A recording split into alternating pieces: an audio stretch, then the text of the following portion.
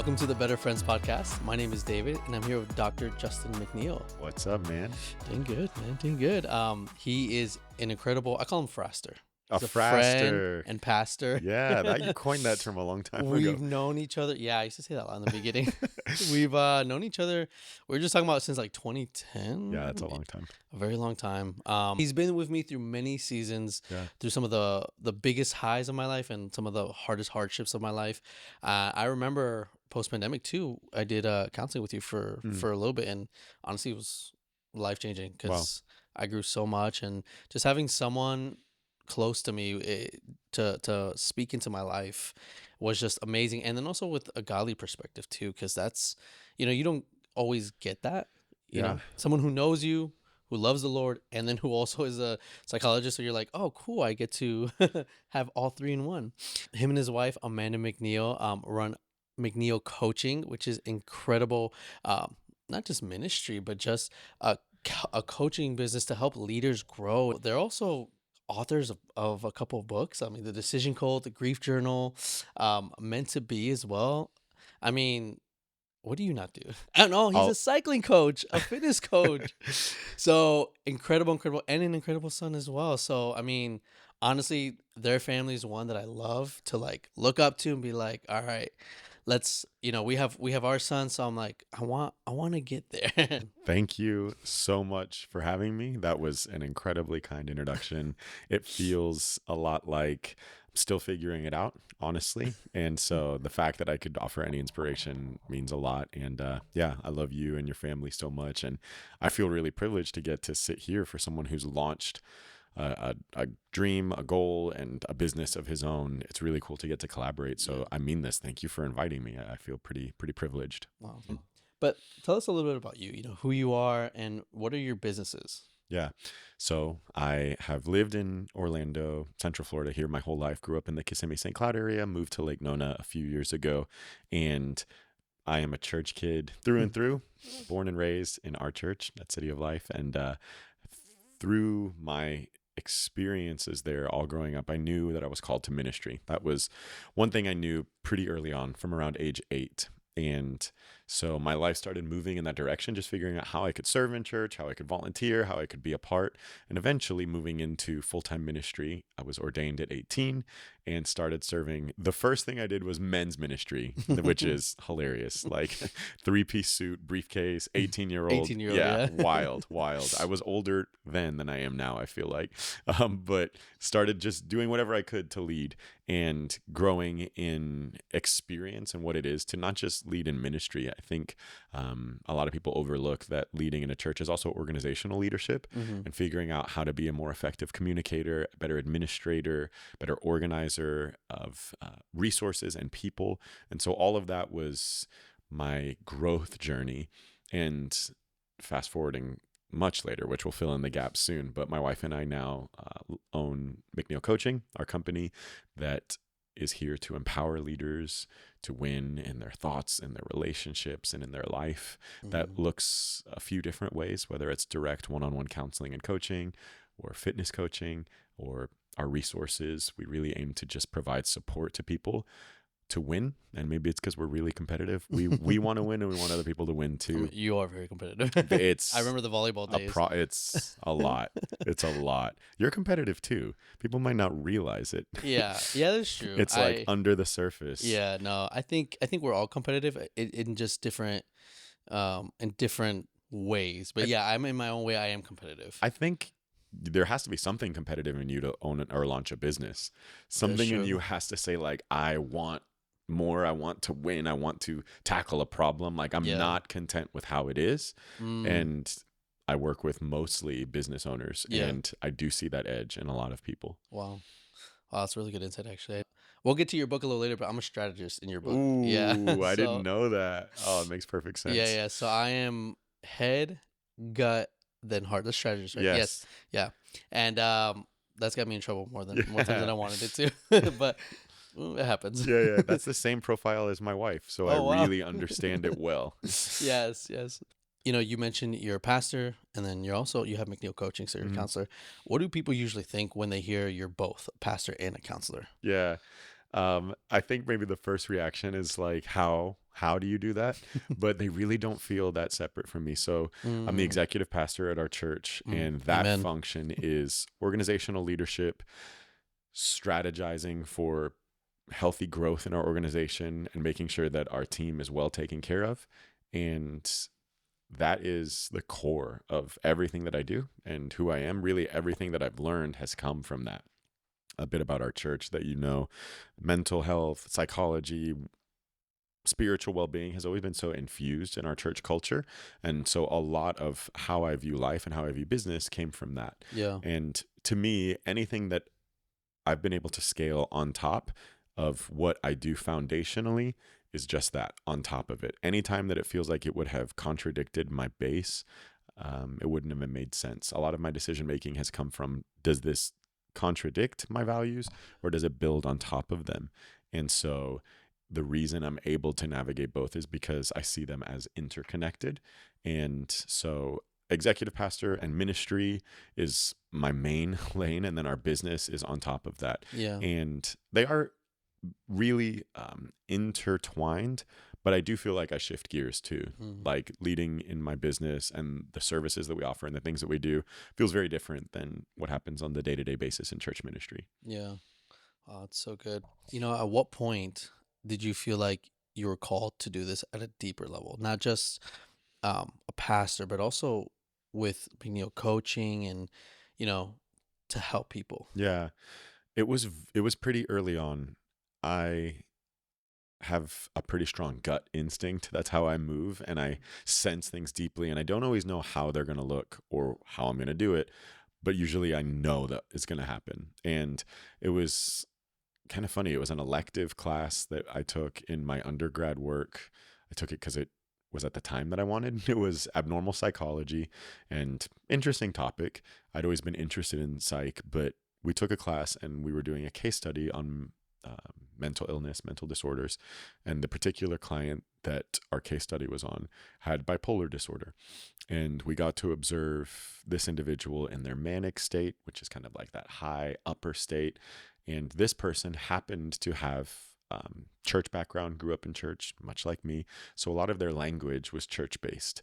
Mm, But just because their language was church based, it was kind of how they expressed themselves, even though there was a diagnosed illness. And so in their manic state, they would talk about things like hearing angels and hearing God, which on the surface value, that's cool. Wait, you can hear God. That's amazing. But in the depressive state, it was hearing the devil, hearing demons. And that caught my attention because the church kid in me wow. was like, oh, I could understand what that is. And then as this person started to talk more and more, when we observed their two states, it was like two different people almost, in the heaviness of the depressive state, and them sharing how they'd been to dozens of churches and kicked out of dozens of churches, had many people try to exorcise demons from them. And then we got to see this person who was so troubled at first glance, having great treatment plans, great therapy, a great path for them with their doctors. And they were the most delightful, regulated, balanced person. Yeah. And I remember watching that and thinking, I don't ever want to be the kind of leader who is unprepared for the specific needs of people that God calls me to. I'm not going to know everything. I won't always know what to do. But if I Mhm. can resource myself for people who are sick and need healing, or people who are carrying injury and need healing, and understand it more than just saying, well, that's the devil, or, that's God that Yeah. you're hearing, like understanding those nuances. I just remember sitting in that class saying, like, I want to be able to speak to that. I want to Mm, get that right. There's a yeah. lot I've gotten wrong, but my hope is to get those kind of sensitivities right. Wow. When you think about old school church, I mean, I didn't grow up in the church. I Yeah. started going probably later towards my senior year of high school. I had gotten saved, and I always had you always have that stigma when you come from the Sure. outside in of church. And so, our church City of Life was fresh. It was Pastor Jeff has just become the senior pastor. And so, it I came like at that pinnacle point of that shift. And it really opened up church to me. Mm. And it's funny because I send you a meme of like the Goodwill, Yeah. the TBN guy talking about like there's devils in your Goodwill shopping in the old shirt you buy from Goodwill, and Terrifying. it's that old school stigma and mentality that people have with church, that everything's either, yeah, you're right, everything's either the devil or it's the Lord blessing you, and Yeah. it's like, but rain falls on the just and unjust. Mhm. It's not something I feel like most people think about. Mm. And there's that. It's the only way I could describe it is if it's like the way God operates. Mm. It's just so he finds a way to bridge things that don't make sense, or Mhm. that break normality.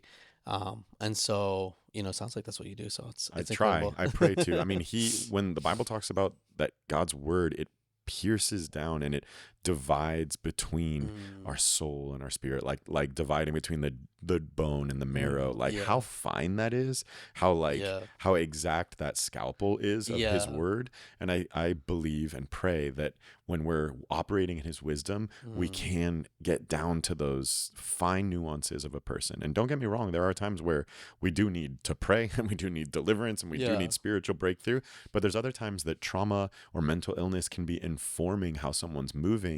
And God is not blind to the needs of people. Yeah. One of the names of the Holy Spirit is the counselor, and his ability to get down to those issues. God is so good that he wants to navigate people's very confusing parts and bring true healing to them. Wow. Amen. I'm having a counseling session. It's not even a podcast anymore. Let's go.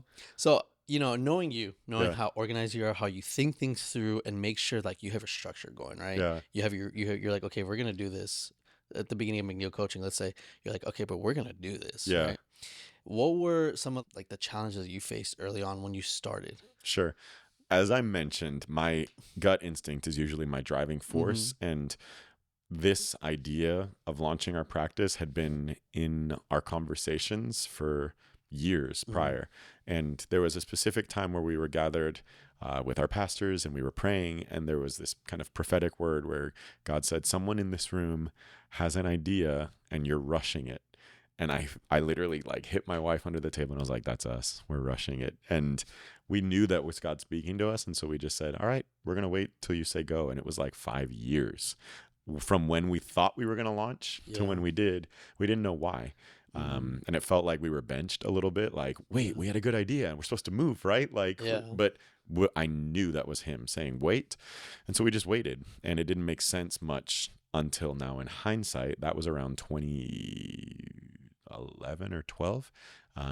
Then we started to go into our journey of navigating infertility and trying to have a child, eventually having a child. And I look back and think, if we would have launched our business, my wife and I are so like task oriented, I don't think we would have ever had the hunger or space or desire to walk that hard path that we did, to have our son, who's our greatest blessing. I think we would have just filled that space with task and let's push and let's go. But God made us wait to bless us. He made us keep space in our life to fill it with something so much greater than anything we could have built ourselves. And so then later, it was early or end of 2019 into 2020, we felt God really saying, okay, go. And at that point, my son at that point was 4. We had come out of those like wild years of like infant and toddler. Felt like, that's okay, where I'm in right now. God bless you. You're launching things. I didn't launch anything at that time. And so it was around that time that we felt like his grace, like, okay, go and do something. And we launched February 2020. Oh, wow. February, if anyone remembers what was happening in the world. A month after that. Yeah, exactly. Everything felt really normal, and we launched, and it was very small. We were still doing everything else in our life, but we just said, let's just do a little bit. And we didn't have much space. We didn't have a building. We didn't know what to do. We just said, okay, let's just try virtual Mm-hmm. That's not that popular. It's not really a thing. People use counseling offices. And I was like, should we make a platform? Let's just try Zoom. Zoom was not really a big thing back Yeah. then. And so we were just ahead of the curve. And we were like, okay, and we were all in place February 2020, Zoom counseling.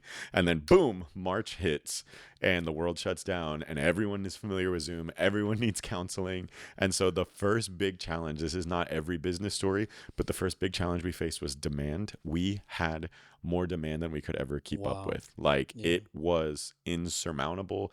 We could have worked every hour of every day if we wanted to. And so starting your business and getting a flood is a good problem, but it's a big problem too, Yeah. because you have to learn everything quick. You don't get a chance to warm up to it. It's like we're Mm. here, Yeah. and in our industry, like in many cases with clients, you have one chance to get it right, one Yeah. chance to figure it out. So our big challenge was we started with a flood. I think 2020 was a year that for a lot of us was a reset. I know personally for my life, I was a huge reset on my life. I went Mm-hmm. through the big, I call it the big trifecta of Yeah. my life. God is a perfect counselor because like he knew exactly what I needed Yes. and what was best for me. And I mean, hello, I found my wife Yeah. who, I is a woman that I prayed for, like someone who understood what I went through. A month after we got married, we had a baby. Yes. And we constantly look back at that season and we're like, it was the hardest season of You our didn't have lives. a baby the month after you got married. No. Sorry. Thank you for that clarification. The mathing. No. We conceived a There month we after we got go. married. Yes. Just for clarity, people. People going like, One, two, three. No. Actually, before we even started dating, I remember that I was like, you know what? I know I'm not okay. I know that I've seen people go through this. I've had family members go through divorce, and I've seen them stay single for decades with trauma, with Mm-hmm. scars. And, luckily I have the Lord to guide me, but I need to seek someone. And I remember I called you up. I was like, hey, Yeah. this is, I think, a year, almost a full year.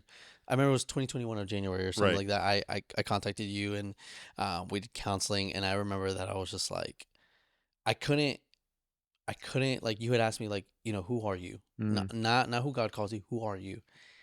And I remember that I was just like, I don't know. And I was like, You sounded just like that and I was too. like, am I okay? Yeah. In my mind was like, I wasn't okay. Mm. Even though I was like, yeah, I'm tough. I've worked out. I'm getting back into this. And that trauma was still there. Yeah. And I felt it. And so, you know, right now I'm one of the few, but later on, like, I'm pretty sure when you get to heaven, you'll hear all the people the same. Praise But God. Amen. I no, hope I so. mean, you guys literally started at the perfect time, Mm. and it's true. Like trusting the Lord's guidance, and especially for you, knowing you're like, I'm ready to go, Yeah. and waiting 5 years Yeah.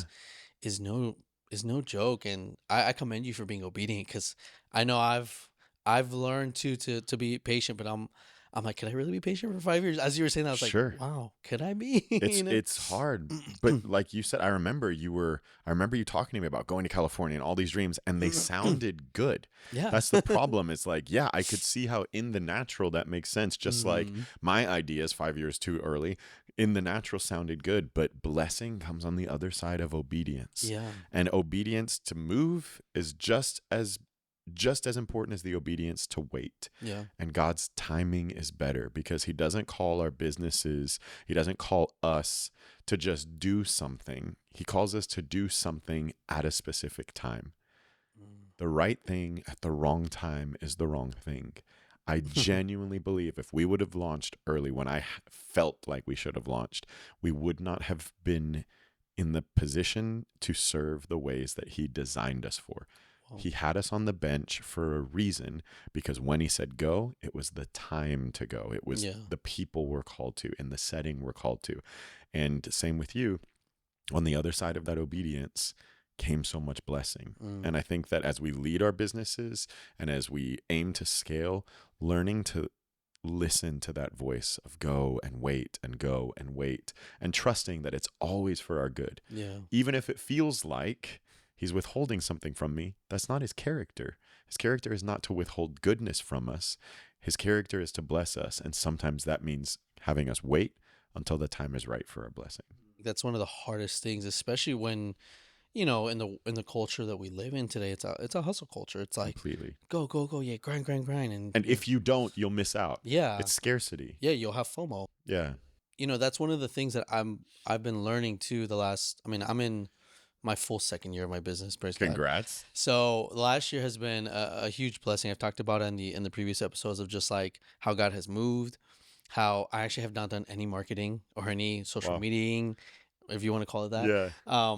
And the Lord literally has just been providing word of mouth, business after business, and it's been one of my biggest years, to the point where I'm talking to Anthony, who does my taxes, and I'm like, how much am I gonna have to owe this year? Yeah. Because Exactly. that first year was Success is expensive. yeah, because that first year was like barely like Yeah. but I was like, God, I know you called me to this. I know you Sure. did. And then that second year was just a huge blessing, and believing for this year to be even greater. And Amen. now I'm gonna do a little bit more marketing, but it's just one of those things where I'm like, Yeah. ask the Holy Spirit. I know it's tough. I know it's like, is this the right timing?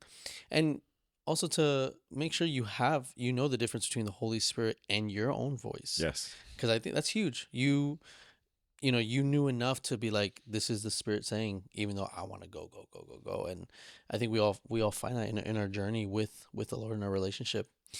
In the beginning, when you started McNeil Coaching, and you were starting to get into that process of charging people, obviously, because this Mhm. is a business rooted coming from a ministry heart. Mm-hmm. How did it feel difficult charging for something like this, or how did you go about that? It did not feel difficult because they are so Yeah. different in that regard.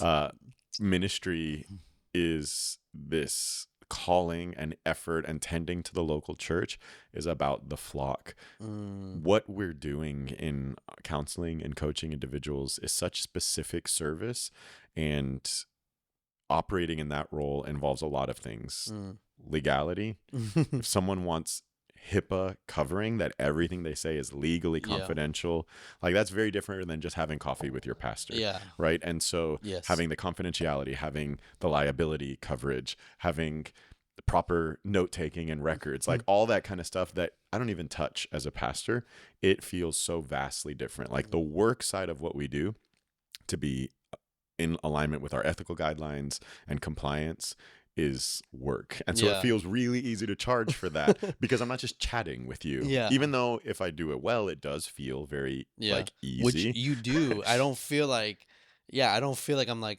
talking to a psychologist, let's Right. say, or like I feel like I'm just talking to you. Sure. You know. Right. So if you do it well, it can feel easy, but there's a whole lot of work on the backside, right? Yeah. Like as a counselor, you're reading people's micro movements, their faces, sensing their state of being, their body, their wellness, mirroring, you're grounding and regulating yourself, and offering them a lot of empathy and compassion, way more than you would if you're just in a normal I conversation. feel like I'm under a microscope right now. Yeah. No, trust me. No, we turn it off. We cannot do it all the time. It's not possible. People are always like, don't analyze me. And I'm like, yeah, I'm not.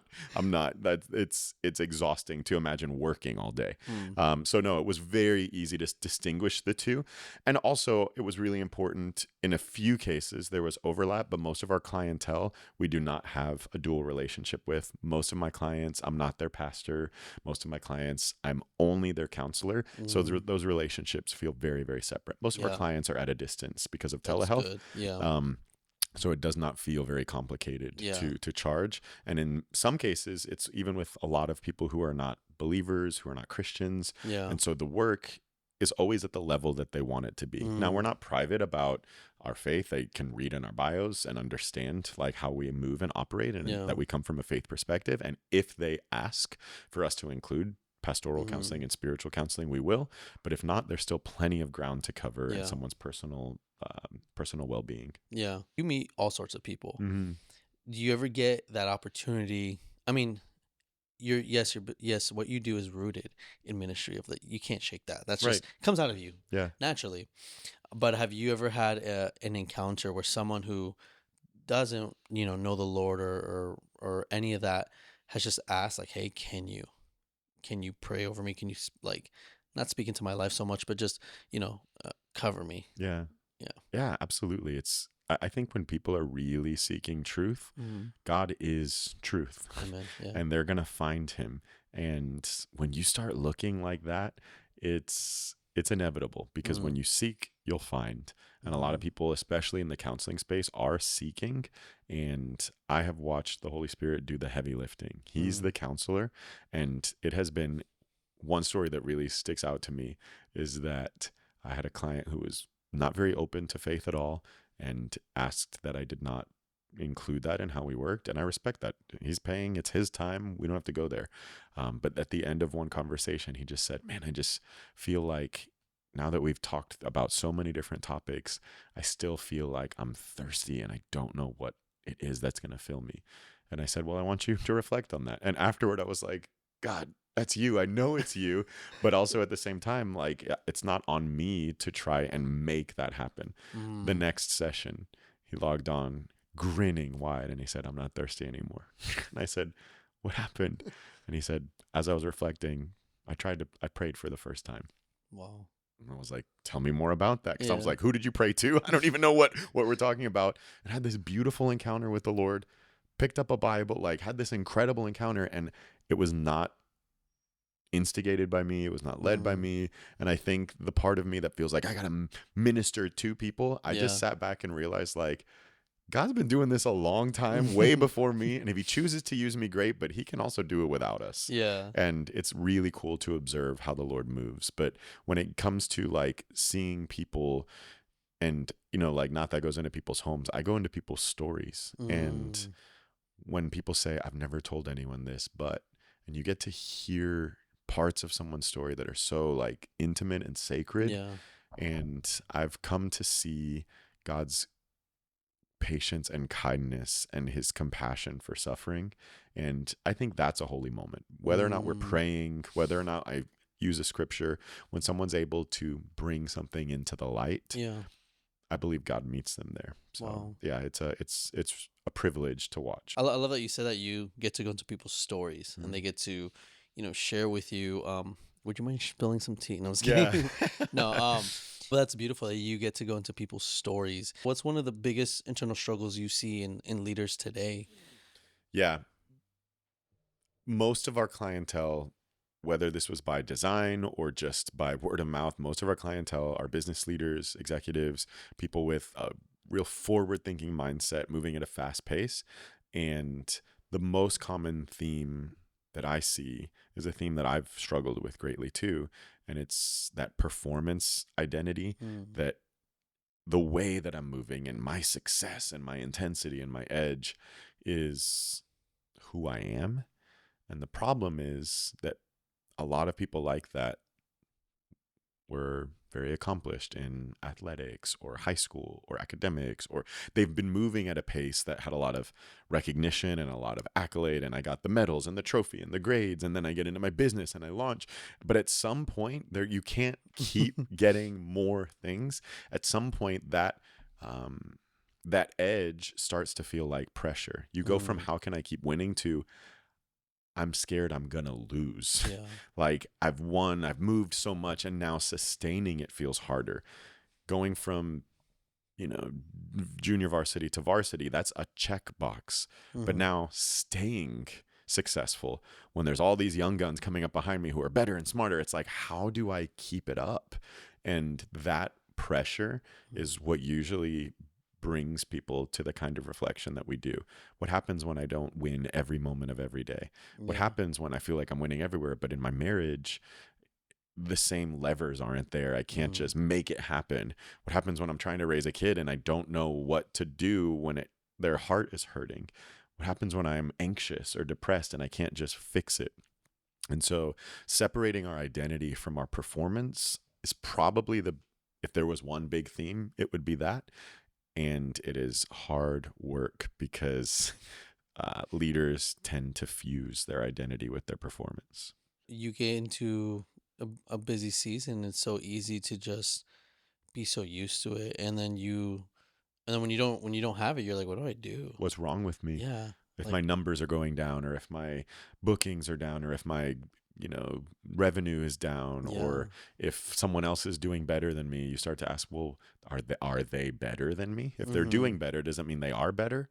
And if I'm doing worse, does that mean I am worse? And it's that fusion of performance and identity. We think what I'm doing is the indicator of who I am. Yeah.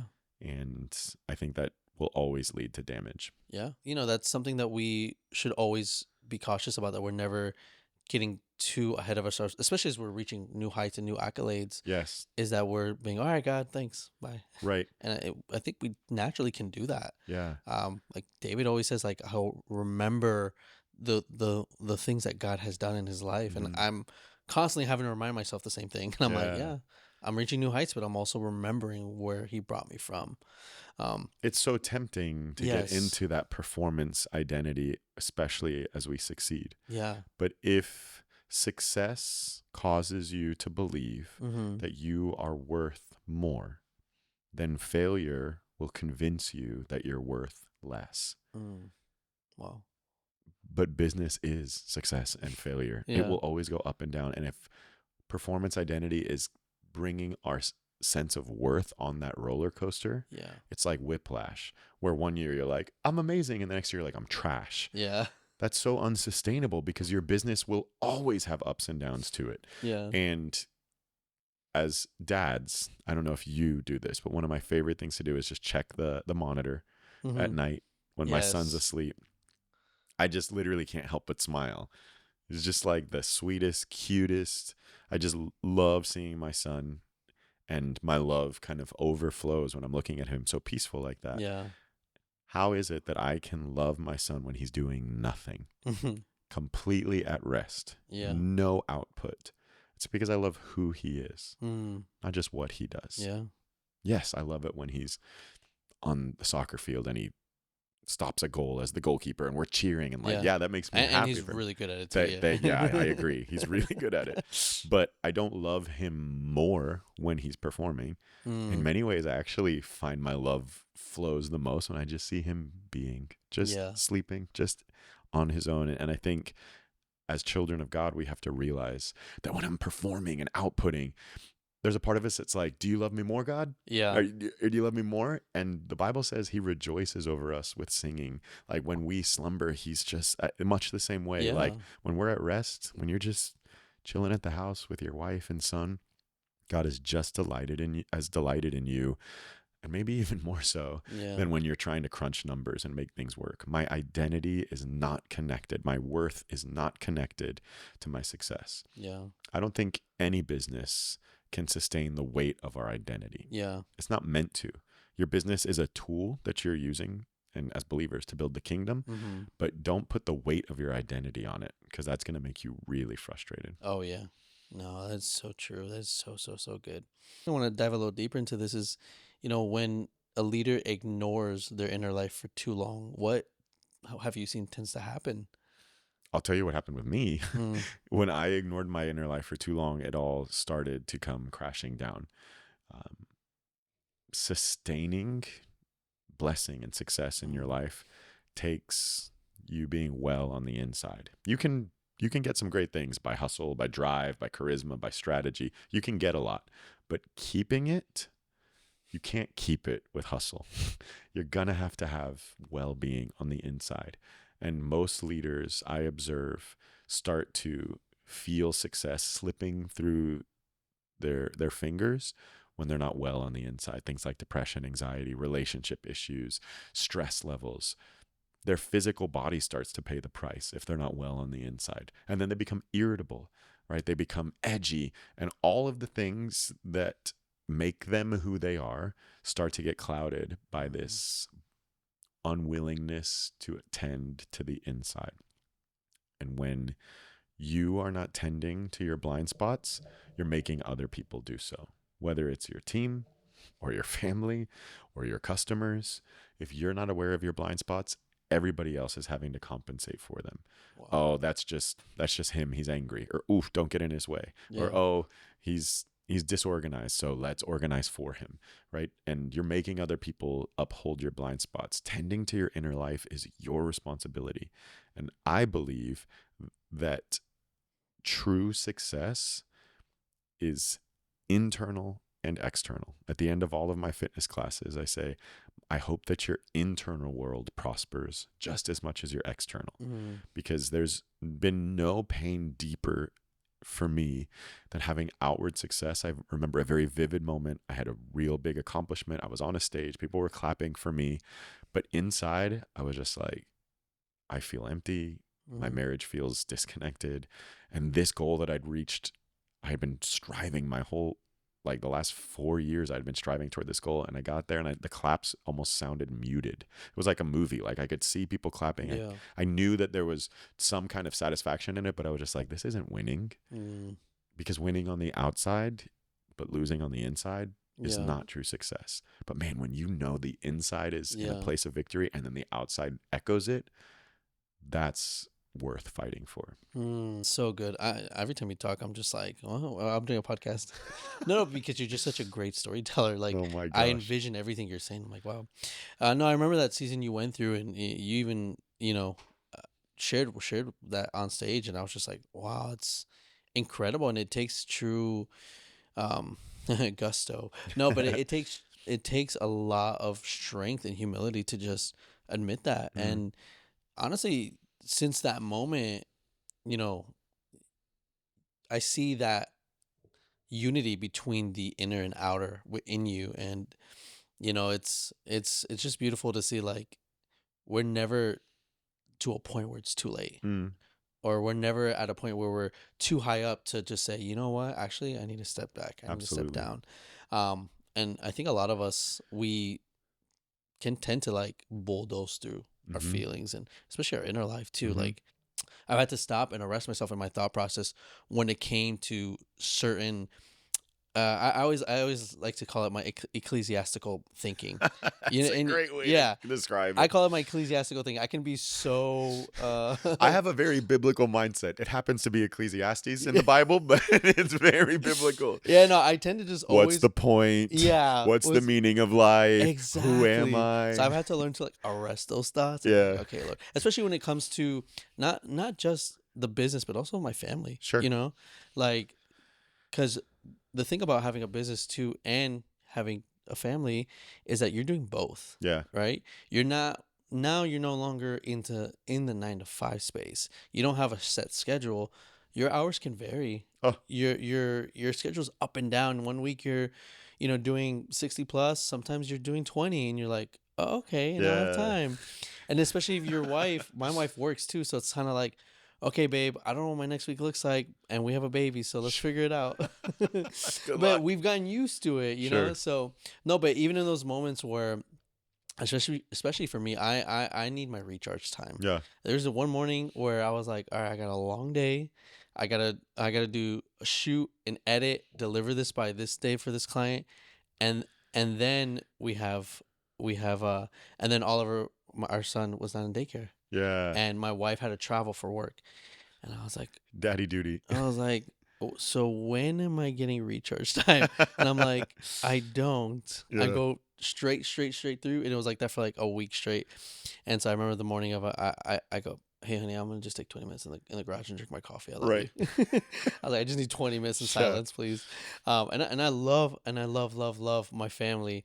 And it's that struggle of balancing both. Yeah. But it's also like what you were just saying, is marrying the inner with the outer, is combining the two, winning in both. Yes. You know what I mean? Because I don't want to, there's no point in me being successful in my business if my family's, paying the price for it. And so, especially when you are the owner of a business, you have a lot of say in how things can go. Sure. I mean, not everyone's business is different. Sometimes you have products or clients or deliveries or deliverables you have to make. And so it can look different for everyone. I think sometimes we launch businesses or we try things because we were trying to prove something to ourselves, trying to prove something about ourselves. And I get it. I think especially as men, we want to succeed to prove something, but that ends up being a trap really quickly, because it's like, then I have to keep proving it. Like I said, I don't think your business can sustain the weight of your identity. You have to already know within yourself, who are you? And my business does not prove anything. My business is an outpouring, an overflow, an expression of who I already know I am. You find who you are in God, in self-awareness, and in that inner circle of your family. Who you are at home is who you are. Wow. If it's not real at home, it's not real. Yeah. And so if in my business I have this dynamic energy, but my son has never seen that part of me, if my family watches me on stage and thinks, who's that guy? Then it's not real. Yeah. You find who you are in the spaces that no one's watching, so that then it can flow into the public settings. Be excellent in private. Be excellent off the clock. Focus on character in those moments, and then your business doesn't have to be the place where you prove it. It's just another place where you show it. All your statements are like this. Oh my gosh. And I'm like, for the first time ever, I was speaking, I was preaching at our Nona location, and I said something, and for the first time ever, someone went, like, instead of amen, they just did this, and I was like, I've arrived. That's it. This is all I need. Is that Gen Z? It's like, it's like clock it. Yeah. Oh, that's funny. Also, you not only have McNeil Coaching, you also are I would say you are a yogi expert. you got certified in yoga. Yeah. And you do cycling as well. You're a cycling coach. Pilates. Cycling, all of it. All of it. That's incredible. It is all McNeil Coaching. Yeah, it's true. Okay. Like it's all one business, which I know sounds a little like wild, but that's good, to me it is connected. Because it all started with pastoring and a responsibility to help people tend to their spiritual life. But very quickly I learned I can't do this effectively if I don't also give them tools for their emotional life. But also I can't effectively do that if I don't give them tools for their physical life. Because I don't see those as three different lives. It's three parts of the same person. Wow. Our spirit, our soul, our body. And for me, I feel a responsibility to shepherd, to tend to people, to help them take care of themselves. And I can't answer everything, but I want to at least have enough to offer you to at least have a little bit of support spiritually, emotionally, and physically. And the physical side has been such an important part of my own mental health that I could not avoid that topic in our business. Yeah. It's beautiful that you see that's all in one. And so when it comes to not just your mental health, but your physical health too, how does that translate? Why does the physical health matter spiritually as well? Yeah. Because God created the whole person and he redeemed the whole person. Jesus didn't just appear as a figure, as a spirit, as a force. He inhabited a body. And he wants to redeem the body. And when we talk about mental health, for example, we're talking about the physical brain, not just my feelings. We're talking about our body. Trauma is stored in the body. Yeah. Most negative mental experiences show up physically. Anxiety affects your sleep like it had affected mine. It affects your heart rate. It affects your digestion. All of it is an injury that spills into the physical. And so for me to say, you know what, just be happy, man. Just feel better. Hope you feel good. And not to access the part of you that is physically bearing the weight of this is, in my opinion, a miss. Yes, something happened to you emotionally, but your body has been holding the weight of it. And so your body needs to be tended to as well. I'll share a little bit about, for me, there are 4 main trauma responses, states that our body gets into to cope with trauma. When we do not have proper support in our life, whether it's in our childhood or something that we go through, we don't have the proper outlet for pain, our body goes into one of these 4 approaches. You've heard of some of them: fight, response, where I get elevated in my body, heart rate goes up, breath gets shallow, pupils dilate, and I'm in that attack mode where I just need to attack my threat. Flight mode, which is I need to escape my threat. But there's 2 others that we call freeze and fawn or appease, where in freeze response, if I can just shut down the feelings, if I can just endure, if I can just outlast it, maybe I'll be okay. And then appease, or the fawn response, is if I can just make everything nice and better, maybe this threat won't affect me. For me, freeze response is the biggest part of my trauma response. It's where I go to most often. And so even though you know me to be very energetic and verbal and all these things, I shut down a lot.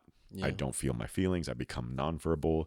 I can get very, very disconnected from myself, Hmm. especially when I'm triggered, when certain things touch different parts of my story. When I feel unsafe, I shut down a lot. And it's like night and day from how I am in my more regulated states.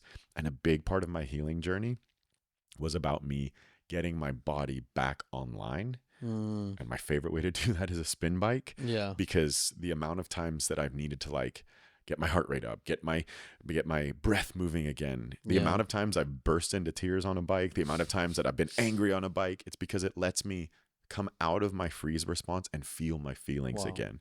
And so for me, it was deeply, deeply therapeutic and something that I wanted to help others with. The other side of it, like breath work and slowing our body down, stretching, all of these things help people get their body back online from wherever it Mm. is. You know, someone comes into my class and they're like, shoulders are tight and it's Monday and they've had all this stress.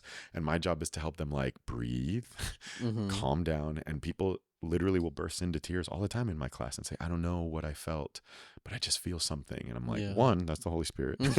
But two, you took care of your body enough for your brain and your heart and your emotions to come back to the surface. And Yeah. now you can work on them. Wow. You know? Wow. No, that is, I love that because when I went through my season, I went on a water fast. The longest I've ever done, I think it was like 7 or 8 days, just Whoa. water fast. But I was desperate in that season Yeah. too, so it was such a unique season. I don't know why. On the fourth day, I was like, I'm gonna go run a 5K, and I No. crushed it. Oh my And I gosh. was like, but I look back and I'm like, how did I do that? I was like, how did I not faint or have a?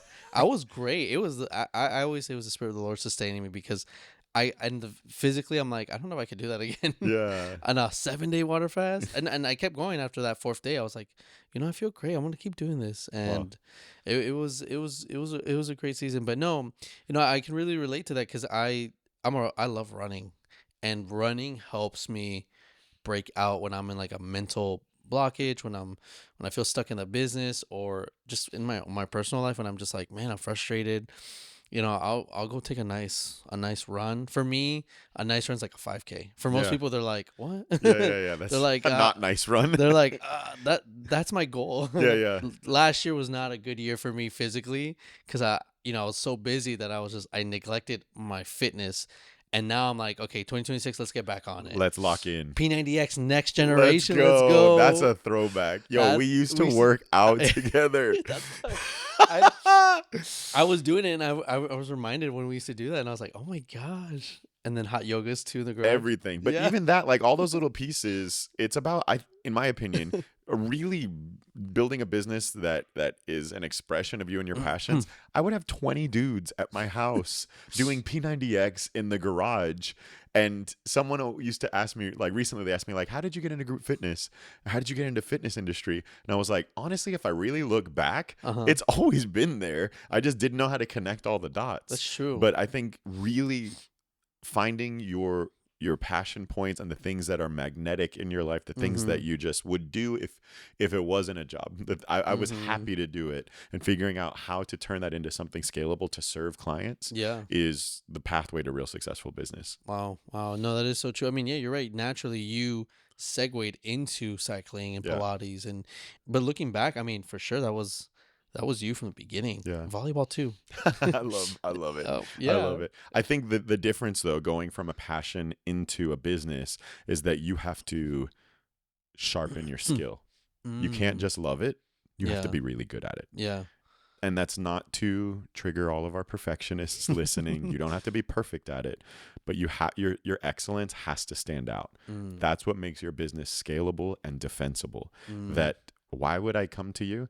Is it because you just love what you do? That's great, but what does that mean for me as a customer? That's true. But if I know I can come to you and get skilled excellence from you, that's where the transaction is really worthwhile. That I'm getting something that I couldn't just get on my own, that I couldn't just get from YouTube or AI.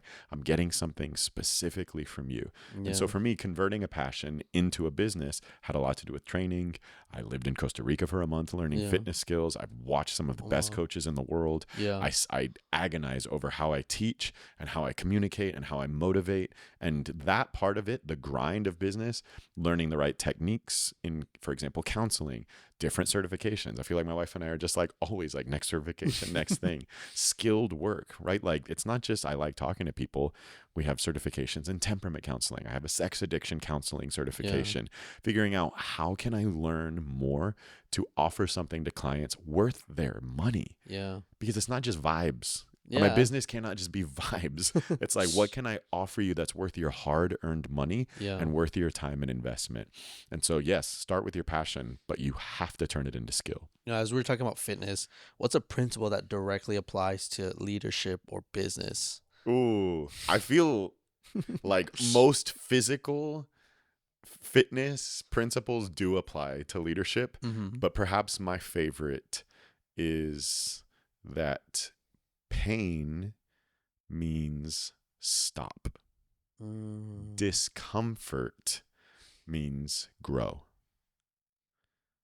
When something is damaging you, when it's painful, for example, if you're, lifting a weight and it's like, ow, ow, ow, ow, ow. Hold on, stop. Something's not right. Your form's wrong. Maybe this is too heavy for you. We're not here to cause injury. But if it's like, I can do this, but I don't like it, it's uncomfortable, that is your sign that you're growing. That's your sign that it's developing you. And in leadership, that lesson can save a lot of heartache and a lot of pain. If something's uncomfortable, if it's challenging me, keep going because you're growing. But if it is causing injury, if it's causing damage, if I know it's actually breaking me down, it's unsafe for my emotional health in my marriage, if it's coming out and just bringing destruction in how I'm operating, even if it's making me a lot of money, it's probably me doing something the wrong way. I needed to go back, check my form, figure out where I got off track, because pain is one of our greatest indicators to not continue the way we're doing something. And I think fitness teaches you that very quickly. Yeah. Right? Like when you're running, yes, it's uncomfortable, but when it hurts, something's wrong in my foot, something's wrong in my hip. Yeah. I need to reevaluate. I'm doing this the wrong way, or I need to take a break. Yeah. Or I need to stretch better, longer. I ain't as spread as I used to be. I can't pop up in the morning anymore. I'm starting to. It gradually happened. Yeah. Going from 30 to 33, I was like, oh, I feel it now. It's a jump scare. Yeah. If it hurts, don't stop. It's always going to hurt, but it's what kind of hurt is it? That is true. Like, question it. Like, what kind of hurt is it? Don't be like me where, I had shoulder pain. I was still doing my pull-ups and lifting my weights. And I was like, actually, maybe I shouldn't do it. Yeah. It's clicking. Bone is clicking on bone. Maybe I shouldn't do this. A principle no one really thinks about, especially, bring the physical and the business together. And you're like, wow, that's powerful. I kind of want to move on to, the whole point of this podcast is the better friends, right? Yeah. Who are we without the people that we surround ourselves with, the people that we trust with, that help, the challenges, that call us out and that help us grow. We've talked about this, that we have such a great community of entrepreneurs. Like, if you really just stop and look, it's more than just like 5 or 10 people. It's, oh my gosh, there's so many, especially now we have 2 campuses. We have our Kissimmee campus, and you run our Lake Nona campus with Pastor Amanda. So it's incredible. You guys see a whole nother side, a whole nother culture of people. And, but who, like I said, who are we without those better friends? There are podcasts like this that do, that talk about Christ and business, but sometimes I feel like I wanted to bring a different perspective to it and a different way of doing it in a more kind of grounded way. Because sometimes when I hear those podcasts, and I love listening to podcasts, but sometimes I feel the disconnect. Yeah. And I'm like, I just want to talk to real people Yes. who are going through it, not someone who's in the 7-figure bracket. And I'm like, sure. I want to get there, but wait, I don't. I'm skipping a couple levels. Yeah. You know what I mean? I'm not there yet. And so I wanted to kind of create that. And so, along your journey, what's something you wish someone told you earlier in life or business? Wow.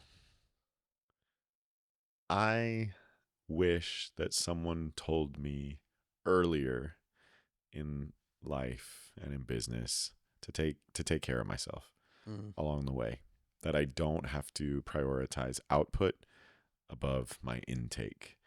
And I think better friends help you remember that. Mm. Getting around people who don't just care about what you do, but they care about who you are and how Mm. you are. Yeah. I always feel a little more like grounded around those kind of friends. Yeah. Like, yeah, they'll celebrate you. Yeah, they'll cheer you on, Mm-hmm. but they're never going to overlook how you're doing. Mm. And that's what I love about having those kind of like covenant friendships, because they remind you about the inner world as well. So I think that a lot of my platform and voice is trying to tell leaders what I wish I would have heard. Mm. And there's something really redemptive in that, because I'm constantly reminding myself. So yeah, take care of yourself, and I see you and I love you and I'm with you. Those are the kind of things that better friends remind me of. Yeah. Yeah, that is, I mean, that is good, because you're right. They're the ones that they'll be like, yeah, great job. And they'll be Sure. like, well, you look funny doing it. Yeah, I You're like, love it. oh, wow, thanks. Thanks, man. Got to keep Thanks. me humble. Can I say something weird? Yeah. I don't have a tat, but if I got a tattoo, there's like four that I would get all at the same time, because if I'm doing one, I'm doing four. Yeah, yeah, of That's course. my personality.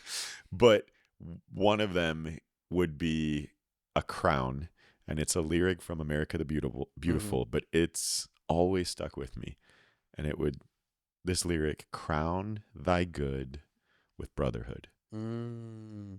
Let all of your good be crowned with, be topped off by. Let every good thing you do be crowned Yeah. with brotherhood. Wow. To me, that's like when I hear better friends and I know the heart of what you're doing here.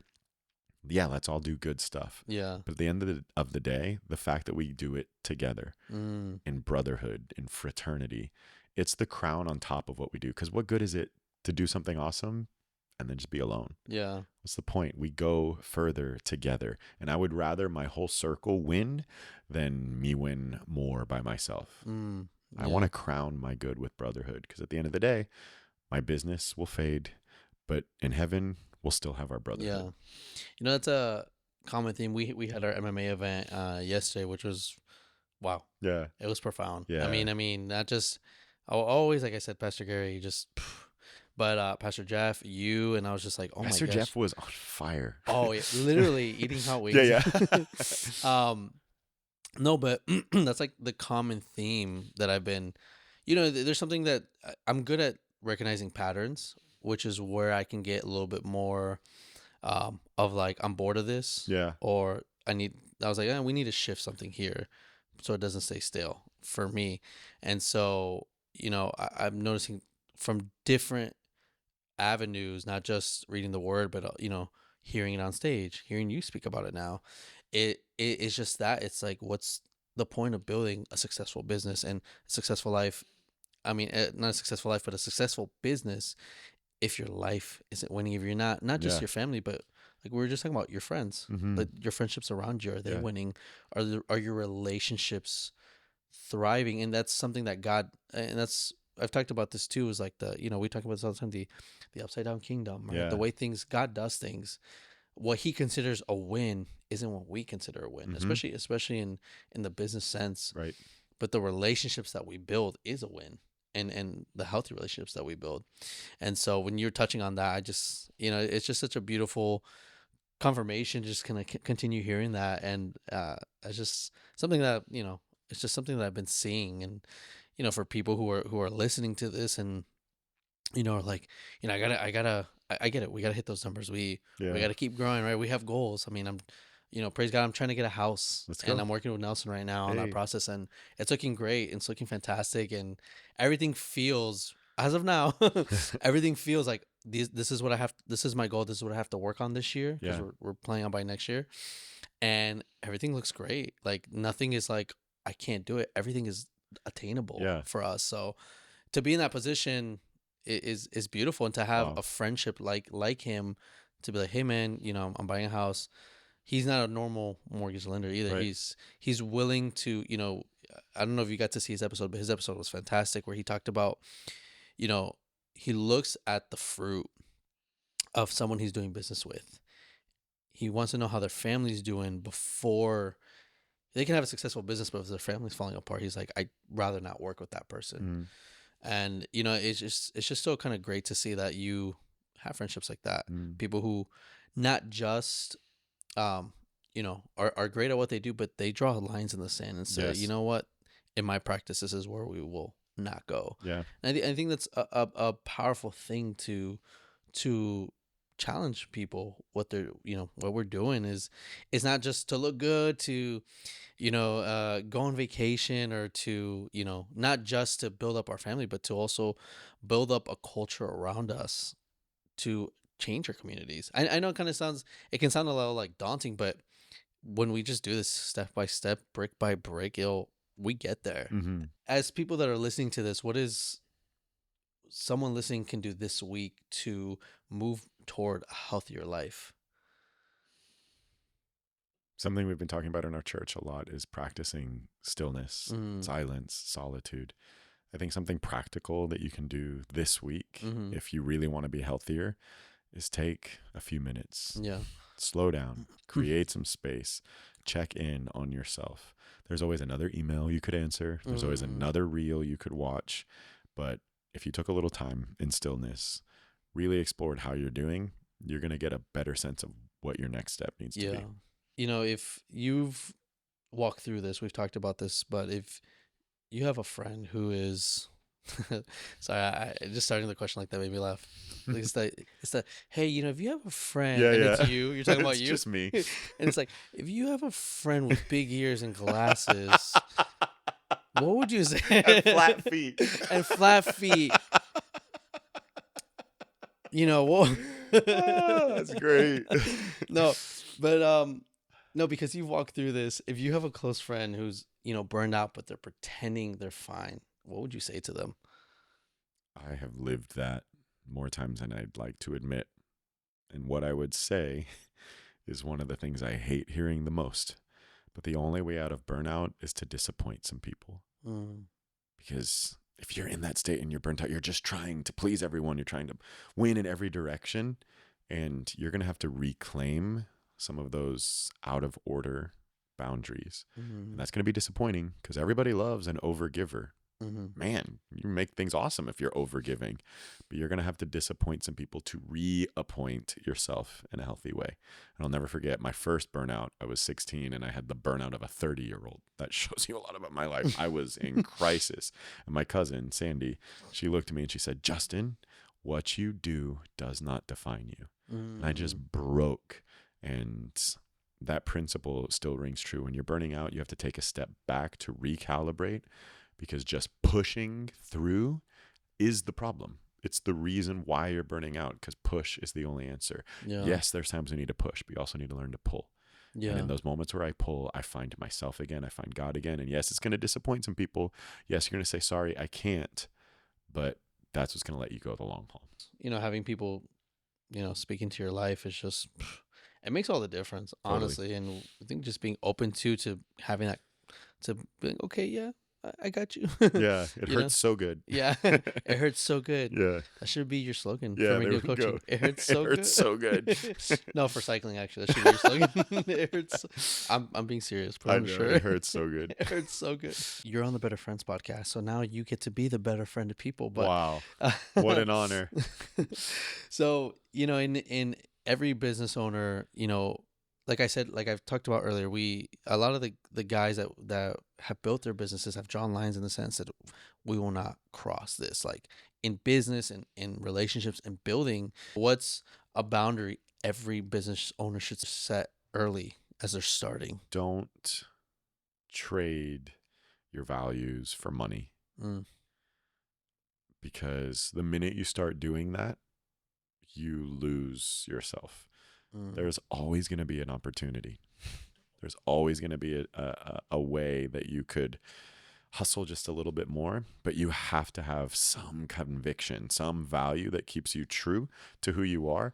And it's going to lose you money sometimes, but it's going to gain you a lot of longevity. The mm, minute that you start doing something just for money, it's purposeless.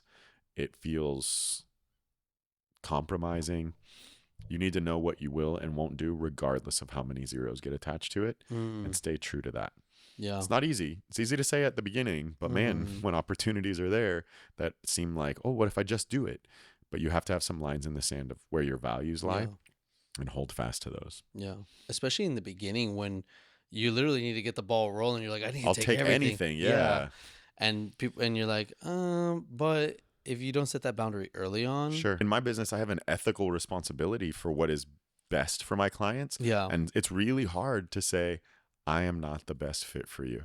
Mm-hmm. It's my responsibility to say, actually, here's who I think you should give your money to. Yeah. Here's where you need to go. Here's the contact. Let me make sure to set you up and to send someone out the door, to send a client out Yeah. the door. But it's part of my best service to them when I know that I'm not your best help, and when I know I'm actually going to be less than effective, maybe even detrimental. Yeah. I have a job to tell you the truth, and like, let me tell you where you can go to get better help than what I can offer. Yeah. I'm not a fit for everybody. No business is. Mm-hmm. A specific business has specific clients, and if we try to be something that appeals to everyone, we lose the loyal base of people that we're supposed to serve. Yeah. Yeah. That's so good. So true. I'm thankful that we got to this point where we have talked about so many subjects. You brought so much wisdom, and I don't want to end this the traditional way. You've also written a book Yes, that has sir. just been released, and we've talked about this earlier. You have a quiz which we'll have also in the description and on the description and the website as well for you to check out, for you to take the quiz actually, because it's fantastic. Or actually, it's gonna be right down here. Boom. um, but no, take the quiz because I love learning more about myself, my personality. Like I'm a wing, type 5, wing 4 personality. That's me. Um, so when it comes to the Enneagram, but no, I love the decision code because it's not just here's a personality test. Sure. Great. There's a lot of those, and I support them, but Yeah. that's not what I was trying to do. Yeah, exactly. And I love that you did a fresh take on it too, and brought real, not just godly wisdom into this too. Even people who may not even like know the Lord are just like, it's still powerful for everybody, for every leader in every facet. And so, I've learned that in the test, we've talked about this earlier, that I am head, gut, then heart. So that's a strategist. Mm-hmm. And so reading more about that and reading how they all connect, Mm-hmm. it's just it's so great, and it's great understanding, yourself, your inner self. And so we have here the decision code. Hey, product placement. Exactly. By Dr. Justin McNeil. I had to make sure I said the doctor. Dude, you even matched the aesthetic. You dressed for the part. I did, and my Wow. background, the white Look as at well. that. No, so it's a fantastic book. Check it out, pick it up, read it, take the test. It takes a few minutes too, but I have the author here that we can actually speak more on this subject. And what was your heart behind it, and not just that, but the need that you saw Yeah. for this. I wrote the decision code out of necessity because it's the most common question that I get. What should I do? And I don't believe anyone can answer what you should do with your life. Mm. People can give you guidance on how to accomplish a given goal, but what to do with your life is your responsibility. The answer is you have to make a decision, but many people don't know how to effectively make a decision. I believe God has given us all the tools that we need in our own body to navigate decisions with wisdom. He's given us a brain. I call that your head signal. It's the center of your logic and your reasoning. He's given us a heart. I call that the heart signal. That's the center of your emotion and your relational connection. And then a gut, which is the center of action and motivation. And by tuning into these three signals, you can navigate decisions with a lot more confidence.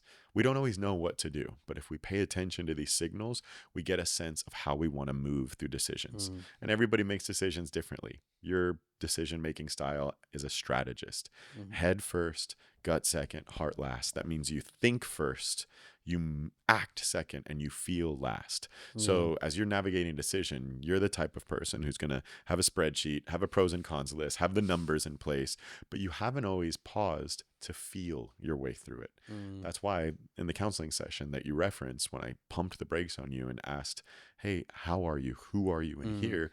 It unlocked all of this emotion and all of this data for you, because it's the last place you consult in how you move. Other people are opposite, and different people have to approach decisions different ways. Mhm. And so the point of the book is understanding your decision-making style and then getting practical counseling informed, biblically based tips on Yeah. how to navigate it. My goal was not to write a complicated book. I wanted to feel like a tool in your pocket that you can use, because decisions happen all day, every Yeah. day. So the quiz is free. People can take it, learn about their decision-making style, and then hopefully the book is a great resource. Oh yeah, no, it's definitely been eye-opening for me, and just, we talk about that, like, it's cool that I can, think first, and then the gut, and then feel last, because like I said earlier, that does get me in trouble more than I like it to be, especially when my wife is like, That's real. I'm in that like work mode, and my wife is like, hey, she asks me a question, and I just spit out my answer Sure. without any empathy or Like she's emotion. a stranger. Yeah, and she's like, why did you say it like that? And I'm like, My I'm so bad. sorry. My bad. And no, but it's actually helped me kind of bring, and both of us bring that commonality, and like learn about each other too, and how I can be better at. Uh, I'm pretty good at thinking before I speak, but also in those moments where there's a toddler yelling, Yeah. and then frothing the milk in my coffee, and I'm like, I can't move, and it's just chaotic, Right. that I can really learn to hone in and be like, okay, I know where my strength is, Yes. and I know where my strengths are, and I know where my weaknesses are, and Right. how to work better at making a decision and responding the right way. Right. Well, for you, with your Yeah. profile, there's no shortage of thinking before I speak. Yeah. You're thinking all the time. For you, it's feeling before I speak. Yeah, exactly. How is this going to come out? How is this going to land? Let me pause and feel it out so that I can understand this action or decision through a relational lens. I'm one of the few people who have been blessed by this book and this knowledge that you have written, and it's just so cool to like know the author. Oh, man. But what kind of transformation should readers expect when they take the quiz and they start understanding the differences? My hope is that it simplifies the decision-making process. Mm. I cannot lessen the amount of decisions you have to make, and I can't make it any less challenging to follow through on your decisions. That's always going to be tough. But my hope is that this brings a little more ease to your decision-making process, and that you have a starting point to look inside and process from a logical, emotional, and instinctive way how you want to go about things, to better know yourself so that you can make decisions with less friction. Wow. So good. So check out the book. I actually bought it on Kindle too, because I love having it on the go. Yeah, you got And then options. the physical, it's weird to say old school. I'm not old school, but I guess I am old school. You're old school. I'm old school. God, the Gen Zs are no, just having a physical copy and highlighting. I love doing all that too. So, definitely check out the book. It's fantastic. Like I said, we'll have the link below. I'll have the link actually here on the video if you're watching the video portion. And if not, where can they actually go to take? Do you have the website on the top of your mind? Okay. Yeah. So the quiz, you can visit justincmcneil.com, and there you'll find the quiz. It only takes a couple minutes. It's like 45 questions, and then directly to your inbox, you'll get 7 days worth of specific tailored guidance from a counseling and biblical perspective on how you can navigate your decisions. Yeah. And then the book's available on Amazon. That's amazing. That's incredible. Well, kind of want to end out the portion with, Dr. Justin giving us a final word of encouragement if he has anything on his heart, and then just, praying us out. Absolutely. Can I talk to them? Yes. Hey, if you are thinking of launching a business, or you've just launched a business, or you've been doing this for a long time, keep going. That's my encouragement to you.